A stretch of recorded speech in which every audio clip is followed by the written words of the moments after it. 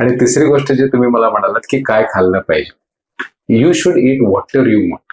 लोक म्हणतात केळी खाऊ नका, लोक म्हणतात तुम्ही अजून काहीतरी वरचा पपया खाऊ नका. तुम्ही मला सांगा, ज्या देशामध्ये पपया खाल्ला जातो त्या लोकांचं सगळ्यांचंच अबॉर्शन होतं असं नाही.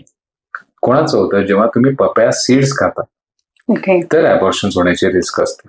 तुम्ही केळं खाल्ल्याने काही होत नाही. तुम्हाला जे पाहिजे ते खा, पण दर 2 तासांनी खा.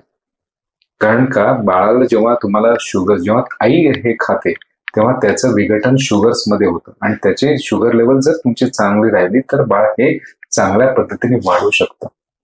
जर तुम्ही बघितलं, ज्या कष्टकरी महिला आहेत त्यांची बाळांची डिलिव्हरी प्रीमॅच्युअर होण्याची शक्यता ही जास्त असते किंवा त्यांचं बर्थ वेट हे कमी भरतं. बर्थ वेट हे कोण ठरवतं? बर्थ वेट हे आई आणि वडिलांसारखं ते होतं. जर आई वडील हे जर कृश असतील तर बाळ हे कृशच निघतं. आई वडील जर हे धाकड असतील तर त्यांचं वजन बाळाचं जास्त असतं. So it is a related to your genetics. पण ह्याच्याबरोबर आई म्हणून तुम्ही खाल्लं गेलं पाहिजे.